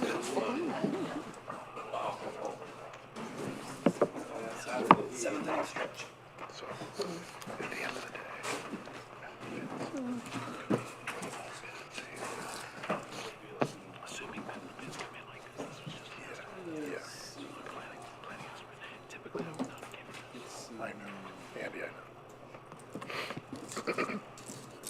Oh, thank you, Madam President. I just want to clear up one thing before we get into committee. I chatted a little bit with my colleague, Councilmember Ziff there, not to hide anything, full disclosure. I was suggesting that perhaps Donkey Kong could open a branch down there. He informed me that under no circumstances would such a thing ever happen, so now the public knows. Donkey Coffee, yeah, not Kong. That's that old video game. Exactly, yeah. Anyway, this has to do with our 2023 annual paving proposal. And since brevity is the soul of wit and tediousness is blimps and outward flourishes. I shall be brief. I think we should adopt this. Thank you. Any questions from anybody? Yes, Member Ziff. Yeah, just sort of a, I guess lack of knowledge with some of this. Is there a plan for specific dates for when these kinds of things would occur? And would that be public knowledge beforehand? Right. Thank you, members. If I'll go ahead and speak to that. So what I've asked to move forward is a appropriation and authorization for annual paving for $700,000, $400,000 of it from Fund 220, $300,000 from Fund 225. And the basis for coming up with that number is the document that was included in your packet. Typically, we wouldn't include this document in the packet. Certainly, it's not something that I want attached to the ordinance because it could change. But we have a well-established system where we do pavement evaluation every spring, and basically make a list of the primary streets that will be paved, some alternates that we'll try to get to, assuming that bids come in advantageous, and then the area that we'll do sealing and preventive maintenance with crack sealing. And so you actually have that document in front of you. Like I said, typically we wouldn't include it, but you can see kind of the estimation that we did to come up with the number that we have. As far as the timeline goes, once we bid and we get a contractor, we'll try to get all of this done prior to move-in. It's unlikely that we'll get it all done prior to move-in, but what we often will do is build a schedule that the higher traffic areas associated with Ohio University are done while Ohio University is in summer session or not in fall session yet, and then subsequently push some of the other areas that aren't necessarily as dependent upon that traffic to the fall. I typically like to get this appropriation started a little earlier than this, but I just was remiss in not getting here quite early enough this year. Thank you. Member Swain, I think you're next. A couple questions. What does alternate 1 and alternate 2 mean? That's the first question. So when we do bids, you'll do the base bid, and then you'll do maybe no alternates, maybe a couple alternates, and those are basically portions of the work that you can choose whether or not to authorize. But you seek a number, so the bidder will not include it in their base number. They'll include just the base bid and the base number, and then we can choose whether or not to go ahead and award alternate 1 or alternate 2. So if we approve the $700,000, you can do all this? Again, I asked not to have this document included, but it got included in here anyway. This is how we plan. Okay.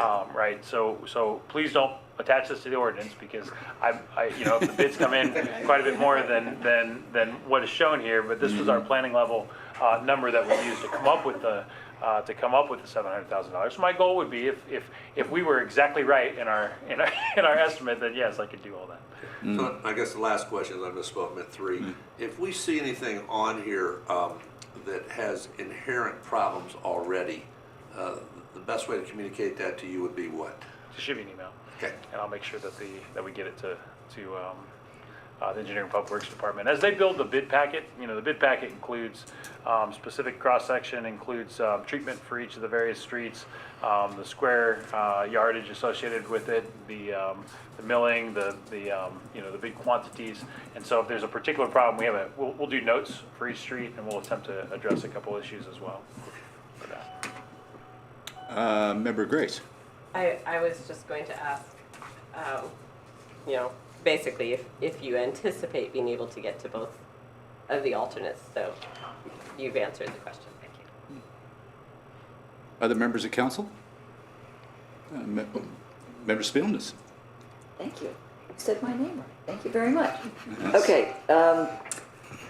This is sort of a basic question because, as you know, I live on University Estates Boulevard, which is one of the parts of that's on the list, and it's been patched many times because of the problems when it was first originally paved. But so how does it work now? Are they going to scrape off a bunch of stuff, and then I'm trying to imagine something beyond patching and something other than ripping the whole thing out. So I want to be able to explain it to my neighbors if, we pass this thing.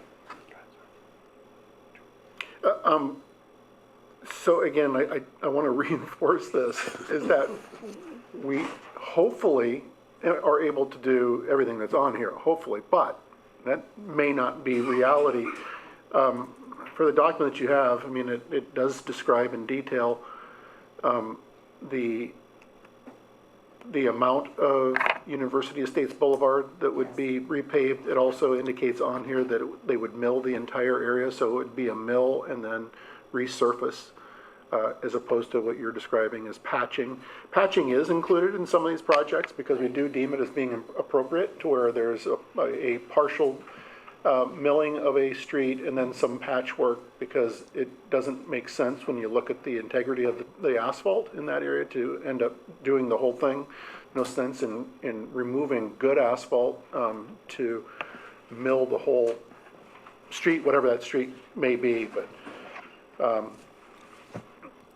I would contend that, since 2016, we've done an outstanding job with milling and paving throughout the city, and being very targeted in what was Director Stone, when he was at Engineering and Public Works, put together as his metric for being able to identify the levels of street condition throughout the city.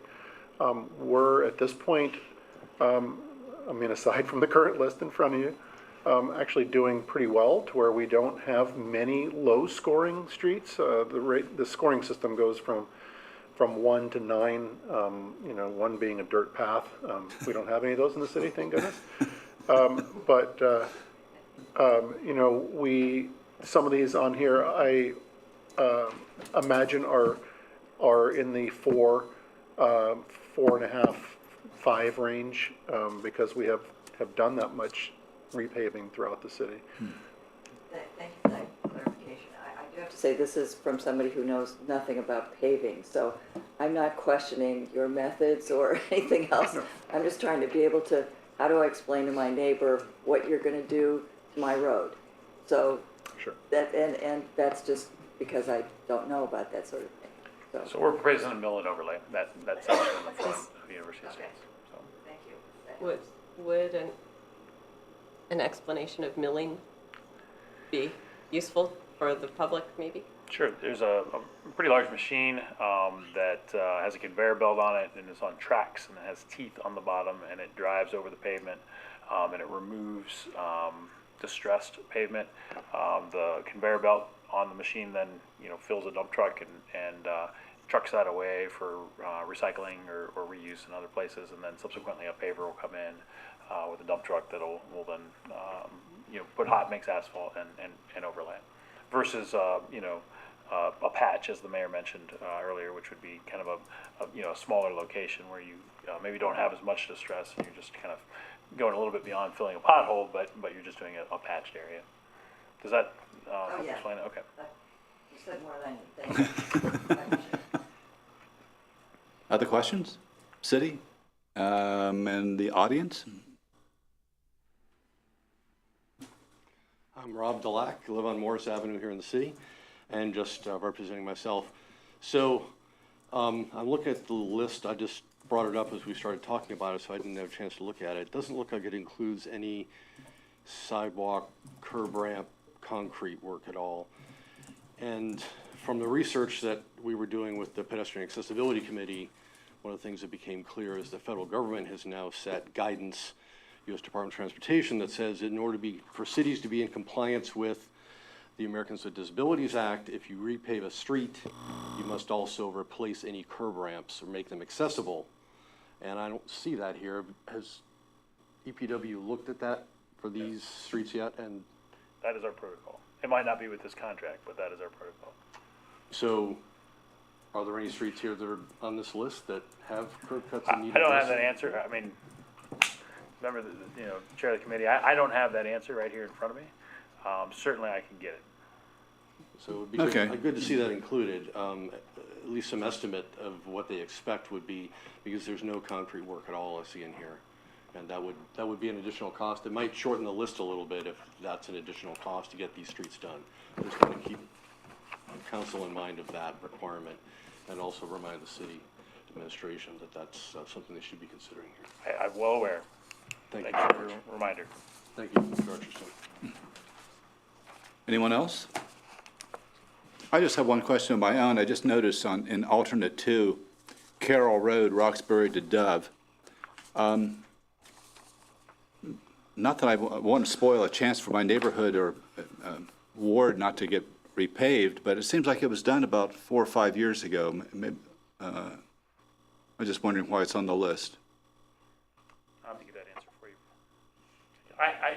I'm trusting the employees in the department to have provided a list Right, based right. upon this year's analysis. It's possible that they didn't. I would think they would have done it correctly, but I'll double check. I didn't go and drive these all myself prior to. Right.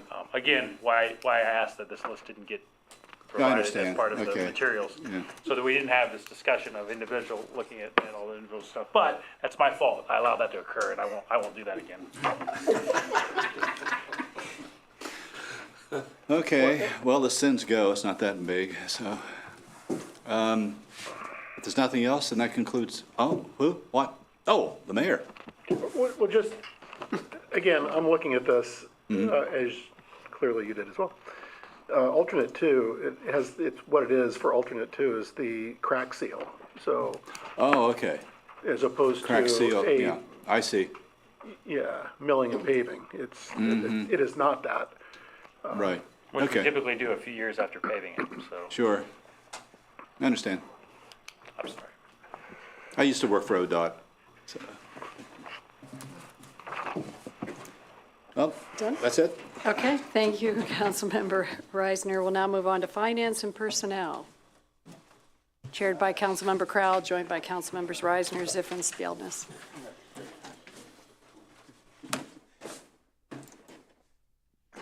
Thank you, President Isley. Lots of good discussion tonight, a little lengthier maybe than some of us anticipated. Hopefully, Finance and Personnel will be relatively efficient. However, I thought that our first item was an item that I understood, and now I'm not so sure. First item is chief compensation, but I'm not sure if we're talking about the police chief or the fire chief. City administration want to reply? I can take it from there if you go. Sure, no, it's for the fire chief. Fire. Okay, thank you. So the issue here is that the fire chief is not in a position where they can receive a promotion, but they are, in order to sort of equalize similar positions in our safety services across the city, I'd like to, the city administration is proposing that we move the fire chief through the pay range. And I'm in support of this, but do you want to follow up on that? Sure, thank you, Member Crowell. So, we're in the process of making an offer to the new police chief. And that's why it's intentionally vague here in this, and that offer to the new police chief is based upon a calculation associated with his current pay grade as well as overtime earned over the last 3 years. As we settled on a number within the authority that the non-union pay and benefits ordinance grants the administration to extend, we realized that would actually put the new police chief, who's not been a chief at all, ahead in pay of the fire chief, who's been a chief for over 9 years, and so plus been an employee of the city for longer. So my request this evening, in order to be equitable, they're in very similar type positions, leading similar safety departments, is to move the police or move the fire chief from approximately $98,500 to $103,000 for the fire chief for an annual salary. Thank you. Any questions from the committee about this fire chief? Sounds familiar. Other members of council? Yes, Member Grace? And this would be effective in July or sooner than that? So it would be effective upon the new police chief taking the position, which would be, as it stands right now, July 3rd. Other questions? Questions from the citizens or other elected officials? Okay, thank you, Director Stone. Next item on our agenda are appropriations. We have a couple. First is a Bureau of Workers' Compensation refund check received by the Auditor's Office in the amount of $27,603. So this would be appropriated to the general fund, other administrative. Are there any questions about this BWC refund amount? Other members of council, citizens? Thank you. And the second item is we've been talking about the Community Improvement Corporation, and it will be necessary to move funds within the city. This is transferring funds. The CIC fund is set up by the auditor's office, but the CIC monies, including the grant monies that the CIC has received, are not city money. And so we will not be appropriating that money. It will be part of the CIC. So we simply need to transfer those funds into the CIC fund. And this would include money that we've already spent on the Armory project. This also needs to be transferred into that fund, so we can keep it all in one fund, if I'm understanding correctly. However, those amounts are appropriated because they started as city funds. Auditor, do I have that relatively correct? Would you like to clear it up for me? Or? I think so, but I might have to think about that a little bit more and how that's going to look. But the idea is we have a CIC fund, and we would want to track all the money received and spent in that fund, and not have money coming from the general fund and some coming from the CIC fund, which is, the grant money that we're getting. So the idea would be to be able to say how much money we have spent on this Armory project, and show it all in the one fund. Does that make sense? Mm-hmm.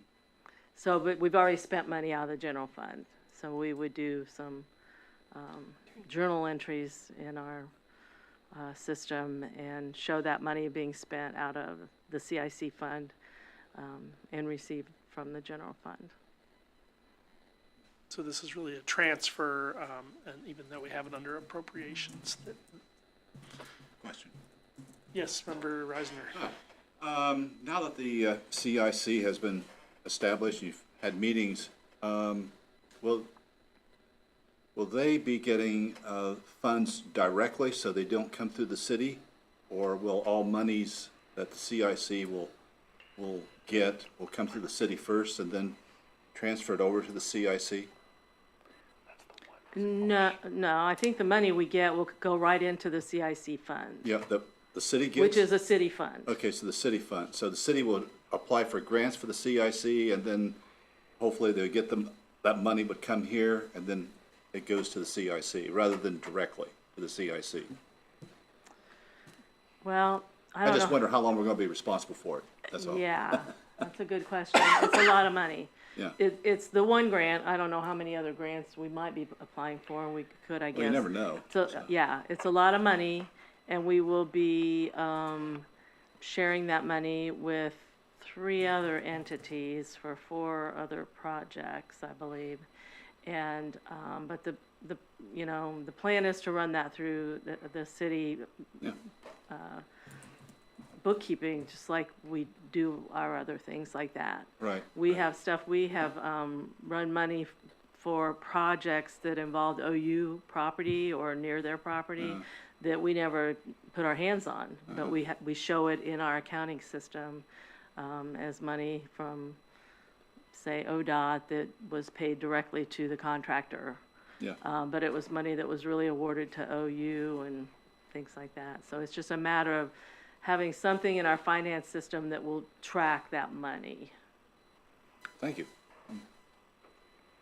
Yeah. Other questions from the committee? Other members of council? City administration, anything to add? This may not be an ordinance that starts next week. I mean, this will be several ordinances that take place here over the coming months, really, and I just wanted to kind of get this before because they are going to be semi-complicated. As the auditor mentioned, the the lead applicant for the Appalachian Communities Grant. And while the CIC is one of the sub-applicants of the city of Athens is indeed the lead applicant and who's going to administer that as it goes out, passes through us, and then goes to those other applicants. So there will be some complexity with this, but what I didn't want to have happen is, if we did start to move things during council being on recess on at least some of the money on the Armory project, I wanted to have this discussed tonight, so if we could bring something forward in June, if we needed to, we would. Thank you, Director Stone. Other members of the audience? Okay, thank you, President Isley. That ends Finance and Personnel. That ends all of our committee meetings. We are adjourned at 9:26 PM, and we'll see you